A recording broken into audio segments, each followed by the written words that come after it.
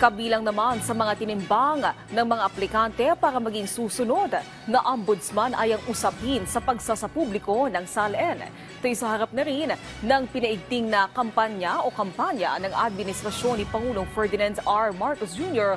kontra katiwalian. Ang kanilang pananaw dyan, alamin sa sentro ng balita ni Luisa Erispe. Sa isinagawang public interview para sa susunod na ombudsman, maiinit na issue ang itinanong ng Judicial Bar Council sa 17 aplikante. Isa na dyan ang hinggil sa muling pagsilip sa mga restriksyon sa pagsasapubliko ng Statement of Assets, Liabilities and Net Worth o SALN ng mga opisyal at empleyado ng gobyerno. Noon kasing 2020, naglabas ng memorandum si dating Ombudsman Samuel Martires na nililimitahan ang pagbibigay nito sa publiko.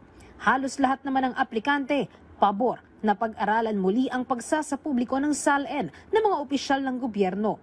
Tulad ni Justice Secretary Jesus Crispin Remulla, anya, dapat bukas sa publiko ang SALN pero hindi pa rin dapat magamit sa pang-blackmail. Si DILG Undersecretary Romeo Benitez naman, pabor din, pero para maging mas malinaw, dapat raw gawin ng batas ang pagsasapubliko nito. Pinag-usapan din ang tungkol sa ipinag-utos ni Pangulong Ferdinand R. Marcos Jr. na lifestyle check sa mga opisyal ng gobyerno. Halos lahat, pabor din dito. Giit nga ni na Human Rights Commissioner Beda Epres at Sandigan Bayan Presiding Judge Geraldine Faith Ekong, kapangyarihan talaga ito ng ombudsman. Sabi naman ni dating Commission on Audit Chairperson Michael Aguinaldo, dapat may basihan pa rin tulad nga ng issue ngayon sa flood control at ghost projects. Pero sa huling araw ng public interview, binakbaka ni Senator Amy Marcos ang isa sa kontrobersyal na aplikante, si Secretary Remulla. Ang banat niya, bakit ba nakalusot ang aplikasyon ni Remulla at na-interview pa? Gayong may kaso itong nakabinbin sa ombudsman na siya mismo ang nagsampa. Si Remulla, no comment sa mga buwelta laban sa kanya ng senadora, pero inaming hihingi pa lang siya ng clearance sa ombudsman.